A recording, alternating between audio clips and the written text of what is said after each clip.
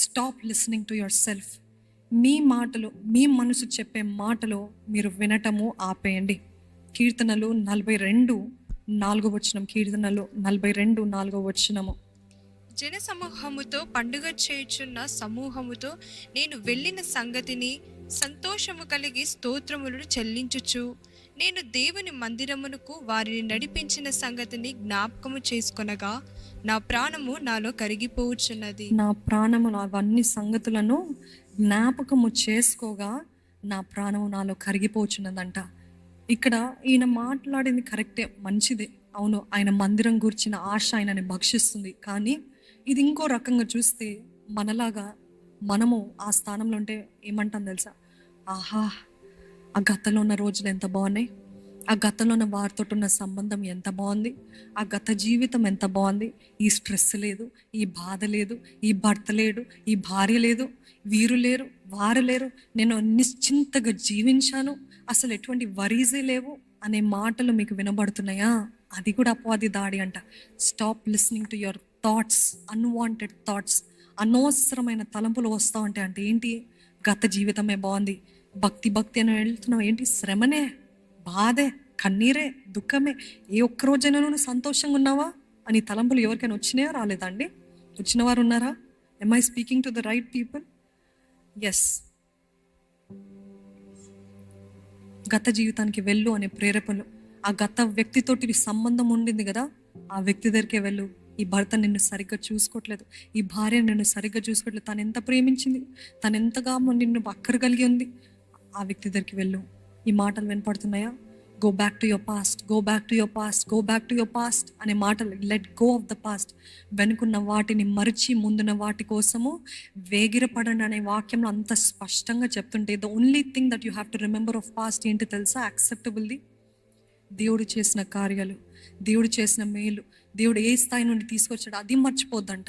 కానీ గత జీవితం, గత సంబంధాలు, గత స్నేహాలు, గత అలవాట్లు, గత వ్యసనాలు ఇవి కాదండి మనకు కావాల్సింది.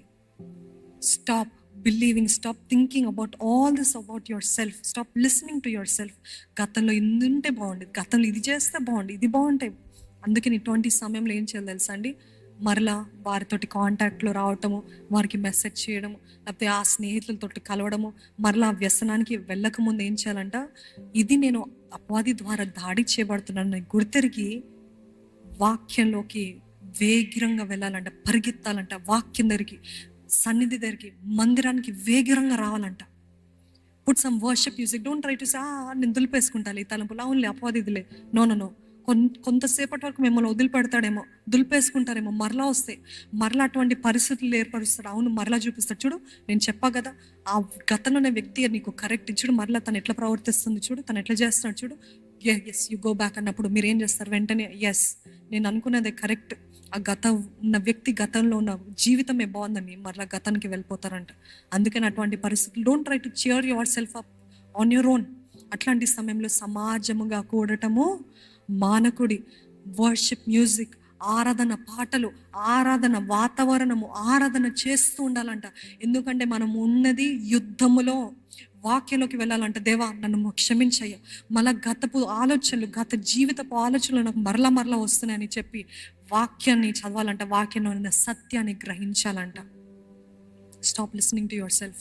Get into some nice మంచి బైబిల్ బేస్డ్ చర్చ్. లైవ్లో ఉన్న వారికి చెప్తున్నాను, బైబిల్ బేస్డ్ చర్చ్ అలాగా సమాజంగా కూడి ఆ రీతిగా ఆరాధిస్తున్నప్పుడు అంట you are in the first step of the spiritual warfare. ఆత్మీయ యుద్ధంలో మొదటి అడుగు వేసిన వారు అవుతారంట. ఆ రీతిగా stop listening to yourself. When you get attacked, attack back. ఇది అందరం చెప్దామా? మనము దాడి చేయబడుతున్నప్పుడు అంట మనము దాడి చేద్దామంట. ఎవరిని? మనుషుల్ని కాదండి, అపవాదిని. ఏ రీతిగా దాడి చేస్తామో? ఆరాధనతో, కృతజ్ఞతార్పణలతో, వాక్యం చదువుటలో, ప్రార్థన చేయుటలో ఈ రీతిగా చేస్తామంట మనము తిరిగి అపవాదిని దాడి చేస్తామంట. నేను అపవాది ద్వారా దాడి చేయబడుతున్నానండి అని మూల కృంగిపోయి ఒక మూల పడివేయబడిన వారుగా కాదండి. అటాక్ చేయబడుతున్నారా? ఇది అటాక్ అని తెలిసి you have to start attacking. Get into the defensive mode. Not with people, మనుషులతోటి కాదు, with the enemy. No, I am in a battle, I have to start attacking అని చెప్పి మీరు అటాక్ చేయాలంట.